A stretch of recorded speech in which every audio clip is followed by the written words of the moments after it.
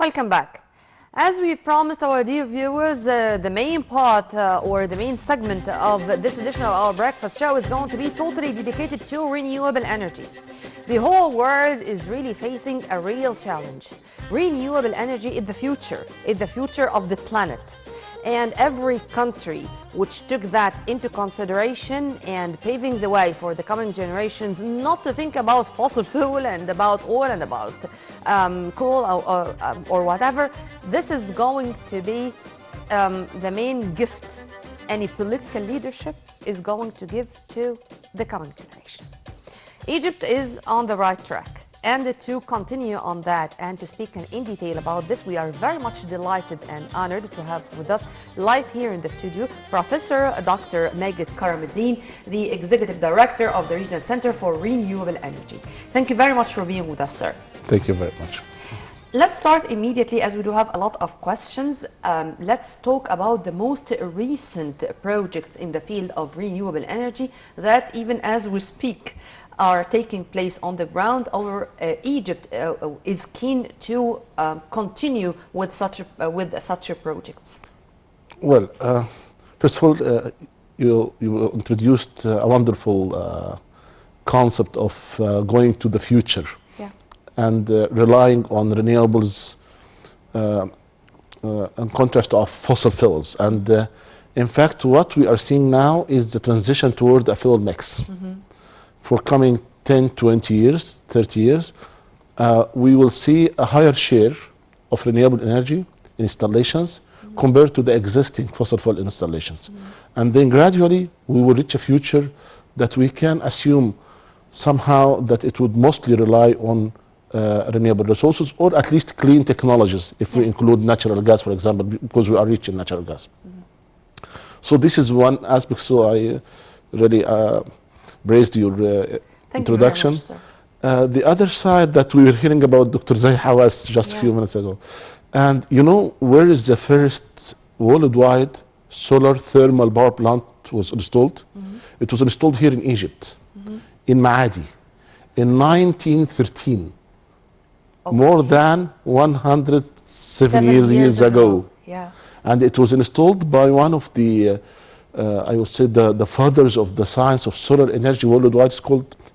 His name was Frank Schumann. He was American, but Egypt adopted his dream, and they installed a power plant using a technology that concentrates solar energy into a pipe, and this pipe produces steam that is used for, at that time, a mechanical system, like you remember the trains were working with the steam and so on, to produce like a pump. Yeah. The pump is, in fact, feeding 6,000 gallons of water into the cotton fields at that time in Magad. Okay.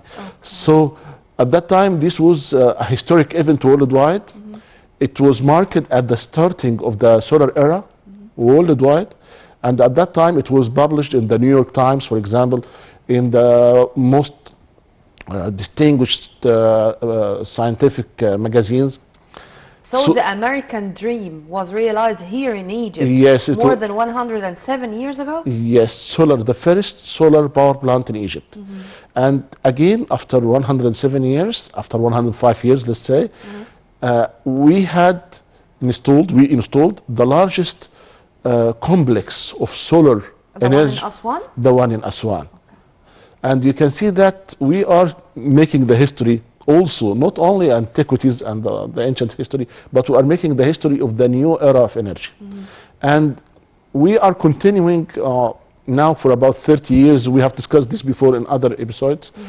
But what characterizes this last 5 years, I would say, that we have now a clear plan that, in fact, we consider as experts in the domain one of the most ambitious plans worldwide. Egypt targets to have officially now 42% of its electricity mix from renewable energy by 2035, just after 15 years. Okay.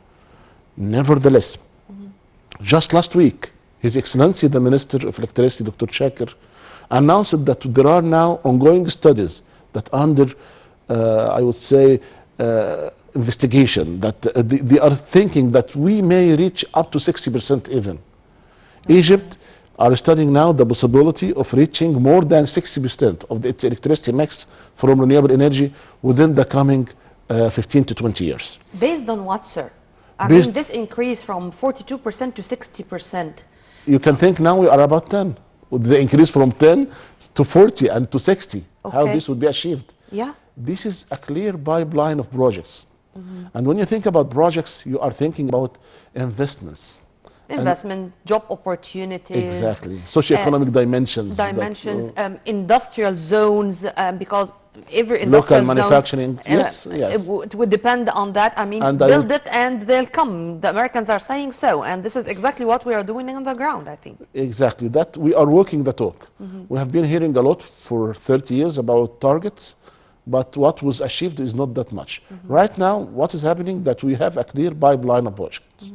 And for example, Bimban is completed somehow, the 1,465 megawatts, which is almost The main one- solar energy station in Aswan. But there is another one now under tendering process in Komombo, 250 megawatts. There are several, more than 1,500 megawatts of wind projects under under bidding, together with another 500 under construction Where? in the Gulf of Suez, on near Ras Gharib, just before Hurghada, Yeah. between Sukhna and Hurghada. This area is one of the richest I wind. was asking this question in specific where regarding the wind issue, because there were, as far as I know, would you please, sir, correct me if I'm wrong, in El Wadi Gdid or in the New Valley in specific, there were many research which said that it's really an amazing location to have this kind of projects. I mean, having renewable energy from the wind. Well, Egypt, what I would say, what characterizes us, that we are building this on science. Together with the political commitment, Okay. together with a clear pipeline, we have also the key factors of having a successful project. And the first item is what we call feasibility study. Sure. The feasibility is based on the quality of the resource, the solar resource or the wind resource. Second, the proximity of the grids. So we don't want to install or have large transmission lines, large distances of transmission line, which are really costly. And the third part, the roads and the infrastructure. And the fourth is the capabilities of local, I would say, contractors and subcontractors to support the international firms to bring their technologies to the Egyptian market. So these are the main elements, in brief, in a nutshell. When we start in the analysis, the first entry point is the solar radiation or the wind speed, and how much this would cover from the entire load all over the year. So there is what is called a wind atlas or a solar atlas, and this atlas says where exactly you can have the best resources. A map. A map, and this map, in fact, is more than a map. You have now computer-based. That is, you have several layers, including also the nature of the topography in the side, the existence of protected areas. For example, you would like to avoid these protected areas from the environment and so on.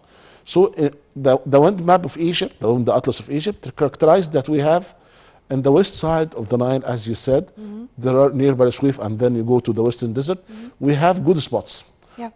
I wouldn't say that they are excellent, but they are good or very good. But the excellent resources are on the Gulf of Suez. Yeah. This is why Egypt started on the Gulf of Suez. But now we are also moving to the very good and good resources which are on the west side of the Nile. And what allowed us to move into this, the transition toward moving from the excellent size, because we have already around 3,000 megawatts already there in the Gulf of Suez. Now 1,500 and other on the pipeline.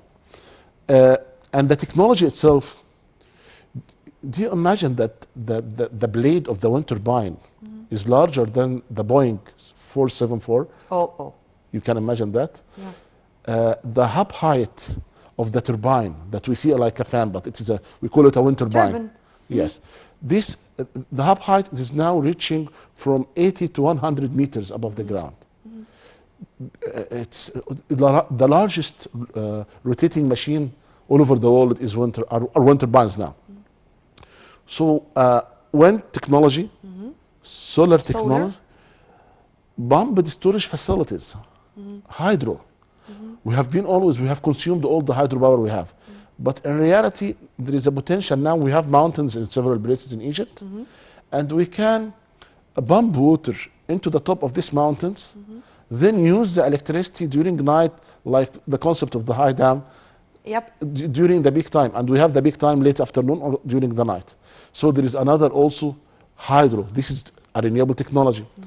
And the most recent development in Egypt, Are we going in all on to- tracks, in all axes? I mean, parallel in the same time. I mean, we do have national projects in all these places and in Yes. all these fields of renewable energy at a time. yes, But sir, this is a huge amount of money. What about the private sector? Are we propagating for the investment in the field of renewable energy to make it as a kind of a partnership between the national economy of us, I mean the state's money, and the private sector? this is the key to success. Bimban projects, our flagship product now worldwide, is a private-driven project, private sector project. The country is only the catalyst. The state is just providing the infrastructure, roads and so on, the great proximity, and purchasing the electricity. But who had invested are the investors from the private sector. Also, the Komombo would be a private sector project. Most of the wind projects are private sector. Of course, you should not rely only on private sector, but the majority would be, I would say, Partnership. 67. A kind of a partnership. Yeah. But you would also be smart enough to see the opportunities of climate finance. And the climate finance would give you opportunities of very soft loans, loans with low interest rates, together with grants that even the state can use for installing their own power plants. And this is what is happening within the new and the Renewable Energy Authority, that they are seizing the opportunity of public finance.